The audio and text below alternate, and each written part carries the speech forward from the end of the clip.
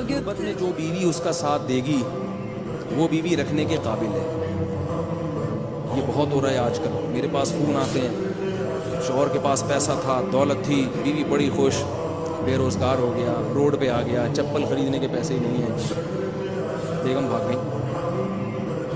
آتے ہیں میرے پاس, بھاگ گئی, میری میں ایسے غریب کے ساتھ رہ نہیں سکتی. میں پتہ ہے کیا مشورہ دیتا ہوں. بعض علماء کی عادت ہوتی ہے ہر جگہ جوڑ پیدا کرنا, بھی اچھی سوچ ہے ان کی. میرا اسٹائل تھوڑا سا بکری ہے, ٹیکنیکل اسٹائل ہے. میں ان سے کہتا ہوں کہ جاؤ بیوی کو منا کے لاؤ. بولو بھائی میں بھی تو سوکھی روٹی کھا رہا ہوں نا, میرے ساتھ اسی میں تم شریک ہو جاؤ. یا تو میں مرغے کھا رہا ہوتا جا کے, میں باہر نہیں کھاؤں گا, میں تمہارے ساتھ میں بھی بھوکا ہوں.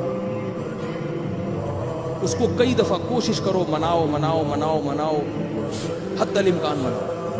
اگر وہ تمہاری اسی غربت میں واپس آ جاتی تو ٹھیک ہے, لیکن اگر تمہارے پاس دوبارہ پیسہ آ گیا اور پھر اس نے کہا مجھے بلا لو, میں ان سے کہتا ہوں پھر اس کو واپس لے کر آؤ.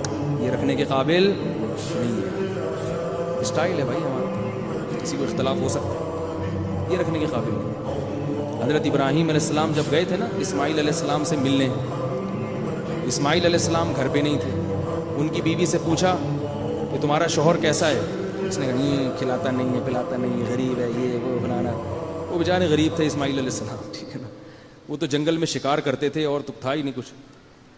تو ابراہیم علیہ السلام نے کہا کہ جب اسماعیل واپس آئے نا تو اس سے کہنا کہ تمہارے ابا تمہیں کہہ کر گئے تھے کہ گھر کا کواڑ تبدیل کر دو. جب وہ واپس آئے تو ان کی بیوی نے کہا کہ وہ کہہ کر گئے تھے کہ کواڑ تبدیل کر لو. انہوں نے کہا ان کا مطلب یہ تھا کہ میں تمہیں فارغ کروں, کیونکہ اسماعیل علیہ السلام میں عیب نہیں ہو سکتا. اب آپ لوگ ایسا نہ کریں کہ فارغ کرنا شروع کر دیں جا کے, کیونکہ وہ اسماعیل علیہ السلام تھے, آپ اسماعیل علیہ السلام نہیں ہیں. اگر آپ کی بیوی میں 10 خامیاں ہیں تو آپ میں 20 خامیاں ہوں گی.